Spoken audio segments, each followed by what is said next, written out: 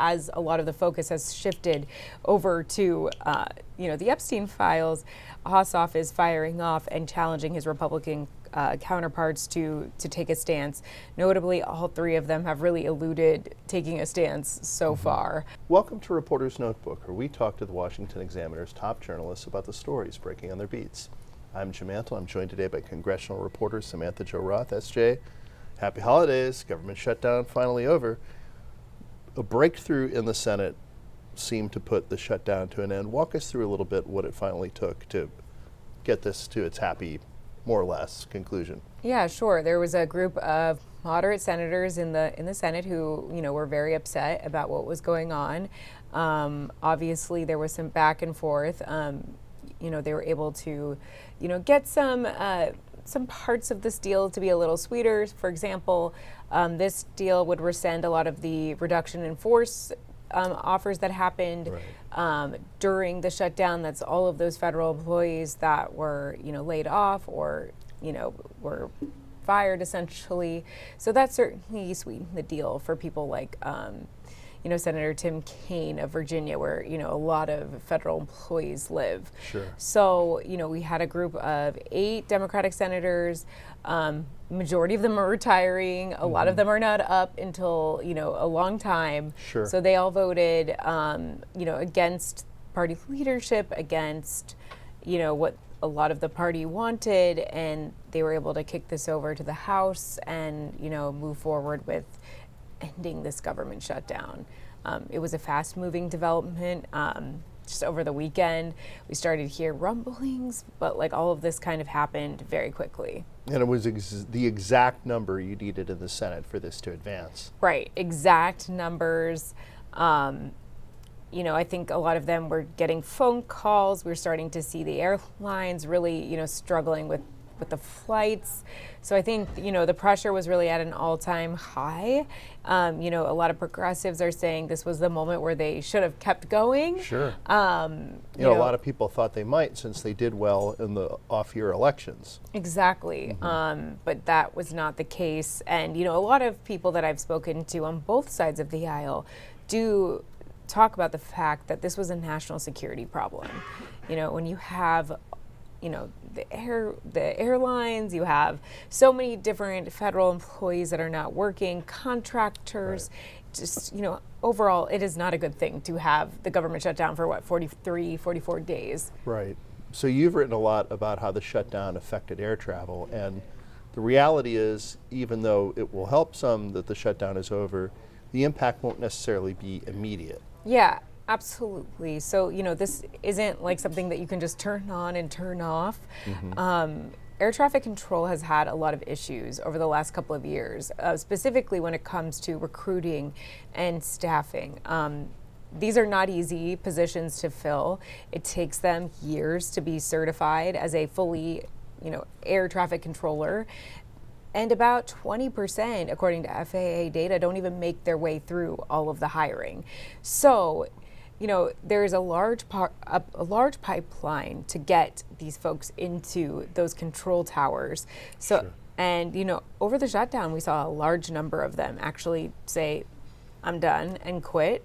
So, you can't replace those people easily. Just because they're getting paid again does not mean necessarily that they will return to work. So that is a huge, big part of the problem, and why they can't just immediately scale back to the numbers of flights that they had. I think air traffic control is about 3,000 air traffic controllers short of where they want to be.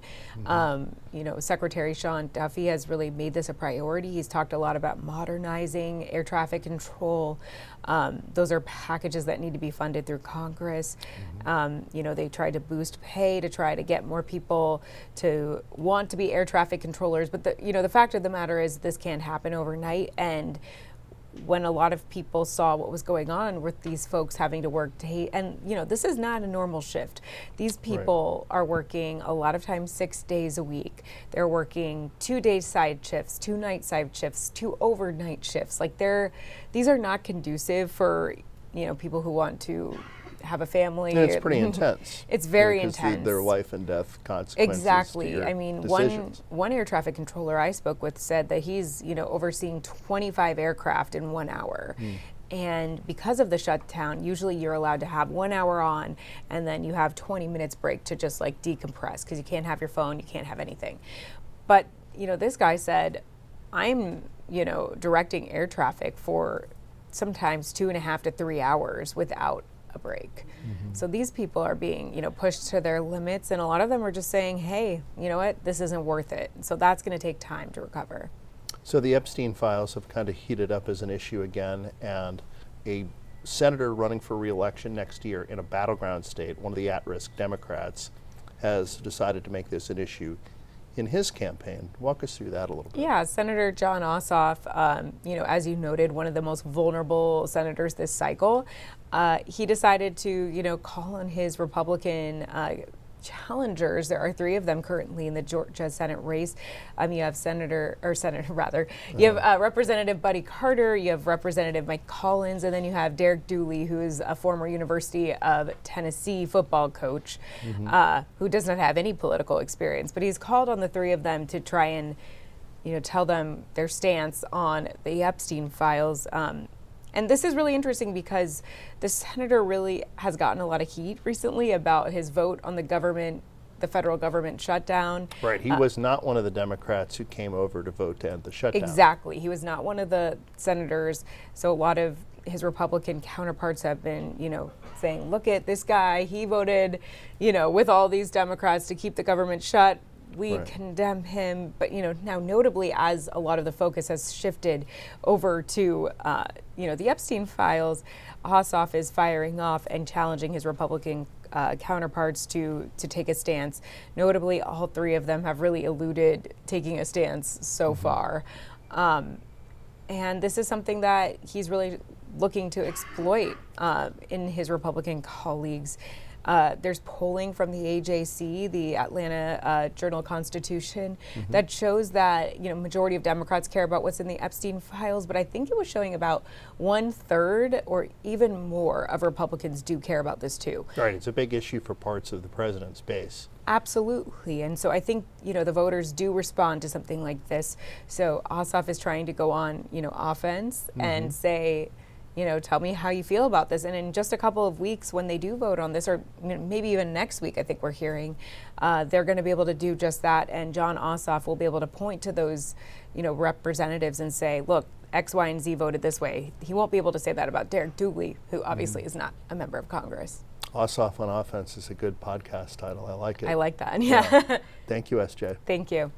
You can read Samantha-Jo and the rest of our political team's coverage at washingtonexaminer.com.